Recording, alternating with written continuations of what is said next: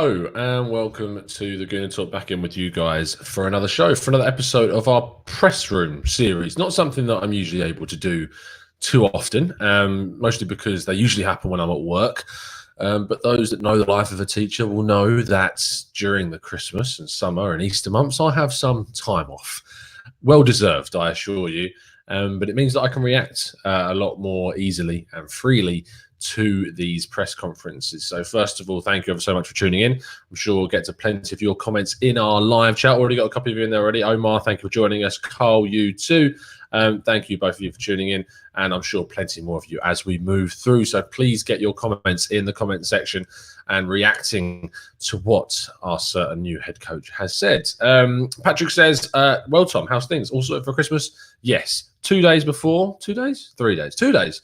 I am finally sorted, wrapped the last of the presents today. I hope that you all have a fantastic Christmas as well. But let's jump into the reason why you are here, and that is to talk about Mr. Arteta's press conference. Of course, you can go and get the full script of his press conference and read through it slowly to yourself on the Arsenal website or on Football London, on plenty of places. We're on the Arsenal website today to break this down. So we're going to react to some of his stuff. I'm going to ask you guys some questions in the chat box as well and get you guys as involved as feasibly possible. So let's kick on with it and read through what he had to say. So in terms of what he had to learn from the stands on Saturday against Everton, he said, I think that we have a really good team.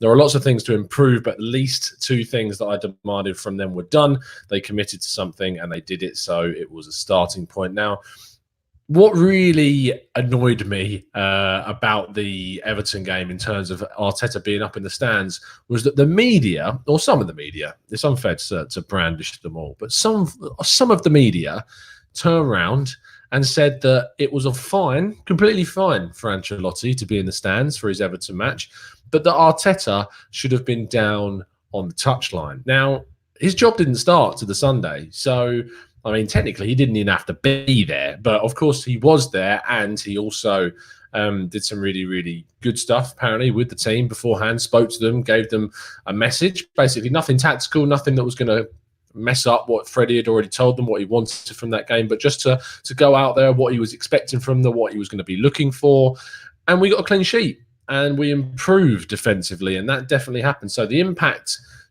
you could say, is it just coincidence? But I think there is some form of impact that is definitely already there. Let's get back to it then. And what his priority in training has been. Yesterday's session was for the players who weren't involved in the game. We didn't do too much with them, but we used the time to start implementing some ideas that I want to bring to the team straight away, and some behaviours that we are going to be important in helping us achieve what we want to do. Today was more about the principles, the style, and the way I want the team to play. Overall, they have a little bit of a picture that I'm expecting them to have in different situations of the game. It was useful.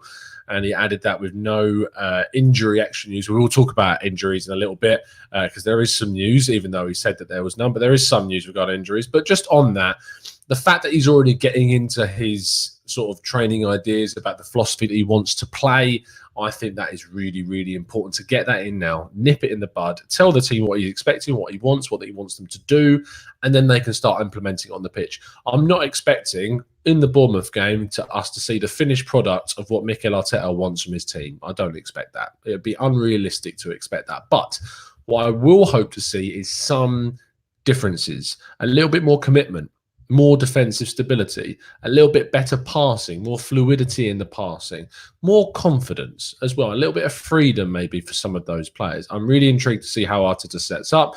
Obviously, that wasn't necessarily his team that Freddie selected, because he told Freddie to set the team up how he wanted. So we will finally see Arteta's proper first lineup against Bournemouth. So I'm really intrigued to see what he's going to do.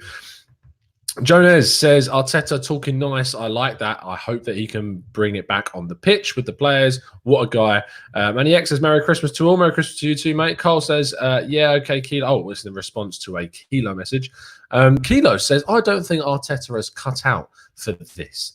And Carl responds, yeah, okay, Hilo, with a grand total of 0 games to analyse and reach that conclusion, I sense an agenda. Now, we have to look at it in both ways. He was questioned on this in terms of his experience when he joined, and we know that he has not got any first-team experience coaching his own side. He's done a little bit with Manchester City, but he's not had any of that experience of his own professional football team. And that is a fair criticism. It's a completely fair concern to have of a manager. However, one thing that you can't do is write the guy off. You cannot write him off whatsoever. We don't know what we're going to expect to see from him. We don't know how he's going to set up. But what we do know is that he's going to be putting 110% effort in to try and implement his ideas. He wants to get full commitment from the team, and you can expect him not to play any players that are not giving him what he needs. Omar says, I am happy with how Arteta is talking, but I am not going to get ahead of myself. We have heard it too many times before. Actions speak louder than words, so he has to do what he's saying he's going to do. Lobi says, I love the fact that he's constantly speaking about intensity and aggression. We need that, and we definitely do. Let's continue on with his press conference then. On whether he saw a change in energy levels at Everton. He says, I did. We are much more committed. We have a different kind of aggression every time we lose the ball. I think the body language was much, much better than the past few games. I think they played with more passion in this game. Obviously, there were things to improve, but those things have to be non-negotiable. Those things that have to be on the table in every game, every training session, and the way we're going to live together. That last bit, when he talks about things that obviously there were things to improve, but those things have to be non-negotiable. These are the sort of things which he's talking about. He saw in the Everton game, like many of us did, he saw a lack of commitment from some of those players. Body language wasn't quite right in some of those. Maybe the energy levels weren't as high as he wanted.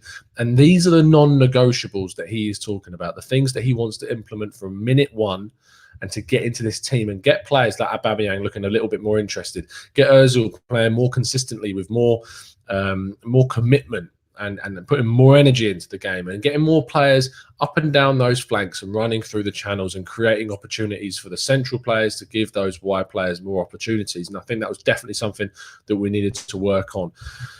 On whether he can give an update on Freddie Ljungberg's future. This is a really important thing. A lot of people were concerned about whether Freddie Ljungberg would be part of the team. And he says, I spoke to Freddie after the game. I told him my idea and the people I wanted to bring to form my coaching staff, their roles and responsibilities of each of them. I wanted to know what he was feeling. I wanted to know what he had in mind, what his expectations were. We talked and we made a decision that the best thing was for him to stay with us. I think he can be very available. I think he knows the players, he knows the situation, he knows the history of where we're coming from, and also his knowledge of the game is going to really help us. So Freddie will continue with Arsenal, which is great. This guy has got a lot of potential. We've seen him basically come in to a burning building and continue to manage the situation inside it, whilst it continued to smoulder, it's fair to say, but he managed that situation. He didn't get a win, and he'll be gutted that he didn't get a win, but at the same time, like a win beyond the West Ham game. He didn't get the win in the Everton game, and he would have wanted to get more from the guys, especially in the Norwich match, for instance, but it's just, it went how it did, and the Man City game was another example of where we're just not at that level. We're not anywhere near that level. But what I think is Arteta being at that Man City game on the Man City dugout, seeing the mistakes, seeing the problems, seeing what the issues were, and actually realising himself from looking from the outside in, from that Manchester City perspective, that he's got a hell of a big job on his hands. And I think Freddie is one of the best people that he could have on his staff to help him with that.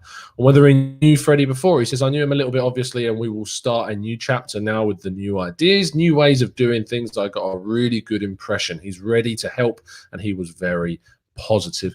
Let's see what some of you guys are saying about the press conference in the chat box. Omar says, it's good that Freddie is continuing. He did well in his short spell in charge. Correct says, with regards to experience, would you rather have managed a lower league team or been an assistant to arguably the best manager in world football right now? Very true. Would you, I mean, if you're liking the fact that we've got someone in who's a former player, would you rather have Sol Campbell as manager right now, who is managing in the lower leagues, or would you rather have Mikel Arteta in charge? I think that I know the answer to that question. Zamir says Arteta needs the board, period. If the board don't back him, the results won't change. I think he can be a top manager. He was coached by Wenger and was assistant to Guardiola. He knows what he is doing. Paddy Ivan says Arteta will well with a centre-back holding, aggressive midfielder and an attacking great on the ball to add on to Torreira, a great fullback with the energy to bomb forwards and help out at the back. I think to sort of summarise through some of those grammatical errors, Paddy, we need a better centre-back, we need an aggressive midfielder, and we need a really quality attacking midfielder who's going to create those opportunities, but also have the stability to help out Torreira. I see what you're saying. And a player that's going to get forward at the same time. Now, some people would say that we've got an aggressive midfielder in Guendouzi, but maybe he's just not quite there yet, and we do need to sign someone. But we know that we're not going to have the resources, and we will come on to talking about some of those transfer resources in a little bit. On whether Freddie says that he would have dropped Mesut Ozil for the Everton game. Now, this is a really interesting question. I'm glad that it was asked. He says, I don't know. It's a question for him. I just wanted to make the decision on the day to pick the best possible lineup. Wanted him to make that decision. My job started straight after the game, so I had to pick the players up first of all mentally and then put them in the work frame that I want. With me, they have a clean slate. I told them that you're not going to be judged on things you've done in the past, whether they are negative or positive. This is evolving every day, and I'm expecting you to perform, to be in the right mindset every single day for me. If you do that, you'll have a chance to play. If you don't, you won't. And I think that's a really good way of sort of summing up the mindset that Mikel Arteta is putting into this team. It's very much a case of that you need to be committed, you need to work hard, but if you're not willing to do that, then you can leave. And it's as simple as that. He didn't answer the Ozil question specifically towards Ozil, but I think there is an underlying tone there that if Ozil doesn't buck his ideas up, if Ozil doesn't act and behave and play in the correct way, then he's going to risk not getting on that pitch week in, week out. On whether he'll be looking for our mentality against Bournemouth. We will try to put the most competitive team against that team. We know how tricky that stadium is and how complicated they are going to make it for us, but we have to be ready. We analyse opponents. We have to try to nullify them as much as possible and make, as I said before, as predictable as possible for us. So when our players jump in that pitch, they know what they are facing.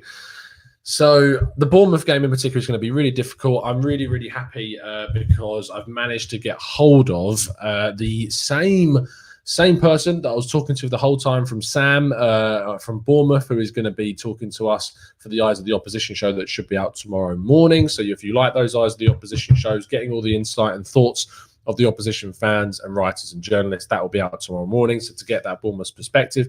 But in terms of actually how we're facing that game, hopefully the club and the players and Arteta himself knows what he wants to implement for this game. Bournemouth is not easy. They've gone and taken points from Chelsea away from home, but then they lost at home to Burnley in their other game. They're a very topsy-turvy side, and I cover that with Sam in our show tomorrow morning, so make sure you tune in for that. Now, this is a big one, because people love transfers, on whether they've spoken about transfers yet. He says, we have had many other conversations. There is so much going on in the past 48 hours. We have a meeting in place very soon. We have some ideas, but we have to pull them together. So that's about as positive as I can ever see Arsenal getting about transfers. I mean, usually what we're given is it's not on the table. We're not going to talk about it, but there's more of an honest side of Arteta. Actually, him turning around and saying that there is a meeting, they can have conversations about it. They've got ideas about what they want to do, which means that Arsenal could be active, slightly active, willing to do something if the opportunity turns up. But I'm not holding out a lot of hope. I'm not holding out a lot of hope whatsoever. I think it's very obvious that we need to strengthen. We need to clear some players out.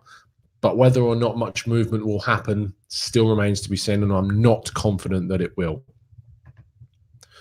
Now, this is another important question. If you watched the podcast, and if you haven't watched the podcast, please do go and listen to it. And if you want to listen to us talk a little bit about racism, we do it right at the end of the podcast, very seriously and very professionally.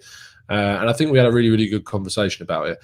He was asked about racism, and he says, I think if it continues, obviously at some stage, another kind of reaction will be needed. We have some protocols at the moment about how we have to behave towards it, but the message to drive it out and to be strong with it has to be even stronger than the squad than what happened yesterday. Now, there's another question on racism at the end, whether they cover it. Here we go. On whether our players are told how to behave if they encounter racism. He says, yes, I was discussing that right now. There is a protocol in place, and that has to be guided. I think every context and every situation is different, so it's difficult to react because emotionally, a player can react in many different ways to the same situation. But yes, we have to be ruthless with this as well, and we have to take that out of the game. I mean, we talked about on the pod, just a brief summary of what we talked about in terms of racism in the game is that it is our responsibility as fans. If you're in the ground or if you're on social media and you see it, you need to report it. You need to make it known to someone as soon as possible so something can be done about it, because the only way that this is going to change is if people act upon this by peacefully dealing with these situations, because it's not fair and it's not right that people have to be victims of this.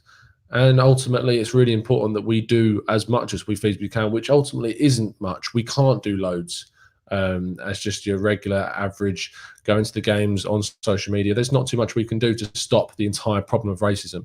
But what we can do is that we can report these problems. We can do this little bit to try and sort it out as much as feasibly possible. So if you're on the ground, if you're away at Bournemouth, or if you're at home against Chelsea like I will be, and you see something, whether it's your own fan or an opposition fan, then you need to make sure that you report that and you get it sorted as soon as possible.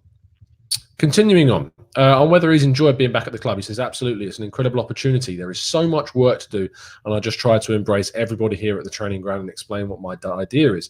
What I want to try to do, I need them all on board. Everything we have been doing in the last few days, all the talks and meetings, is to get people to jump on board with the right energy, the right idea, and we need them. We need them to help the players and transmit what we want to do. So far, I'm very happy with what I've seen. So it's positive. I mean, you wouldn't expect him to come out and say anything was bad, negative, would you? But it is positive to hear that good things are going on in the ground. Let's see what some of you guys are saying in the chat. Ola says that I heard that Arteta wants Mbappe for Lacazette with the money. I highly doubt that we'll be getting in that, Ola. You can continue to dream, though, mate. Kunte says Freddie Ljungberg should help us get Dejan. Who is that? Before he gets the world's attention, that kid is a gem. Kulusevski. I've never heard of him. Never heard of him. Please let me know what he's like, Kunte. Please let me know, because I have no idea. Carl says, can we touch on how well Saka did at left-back against Everton? I was really impressed. Yes, we can, Carl. And in terms of injury news, one of the things that we heard was that Kolasinac is going to be out until at least January.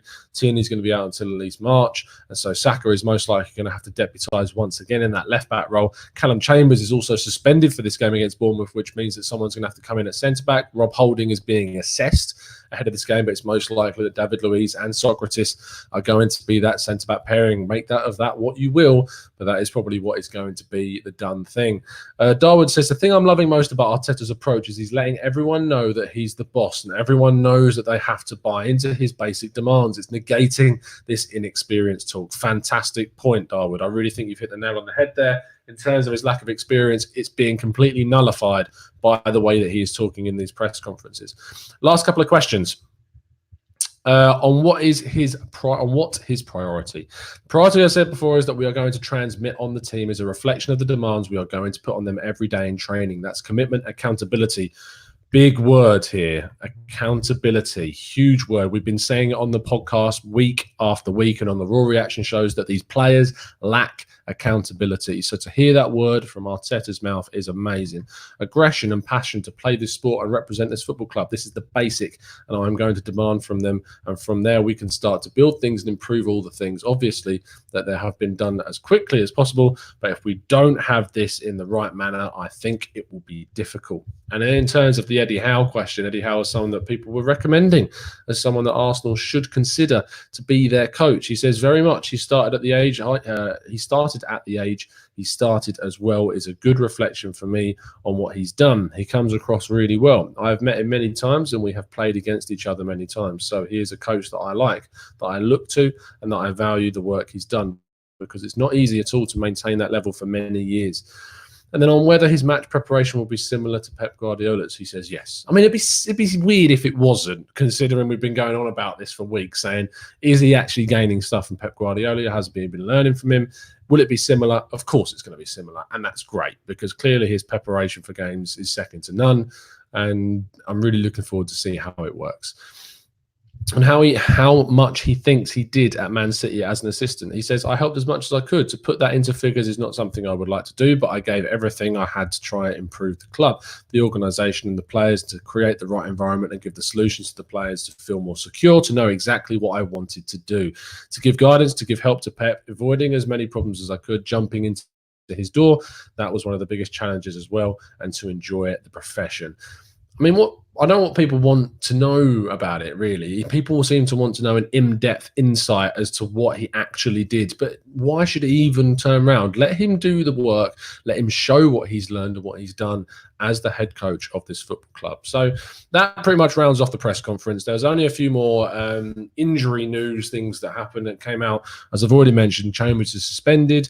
Rob Holding is being assessed. Bellerin is in contention to be back for this game, which is positive. Maybe that means that Maitland-Niles could deputise at left back, although, as we said already, Saka did a really, really good job whilst he was at Everton for Arsenal at that left back role. So maybe we won't see that. Danny Sabas is back in training this week. I don't think that he'll be in contention for this match, but he's back in training now and should be assessed maybe ahead of the Chelsea game, which should be interesting.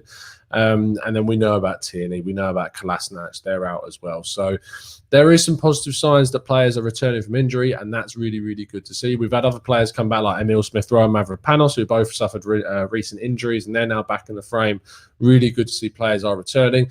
Irritating that we've lost both our left backs. That's really going to hurt us, and definitely somewhere that we're going to be hit on that game on Boxing Day. But that is pretty much where I'm going to leave it with you guys. Thank you ever so much for tuning in. As I said, please subscribe to the channel, because tomorrow morning you will have your Eyes of the Opposition show with our Bournemouth correspondent Sam, who is going to give you all the insight possible ahead of our trip to the Vitality Stadium. I hope you enjoy it and have a fantastic Christmas Day.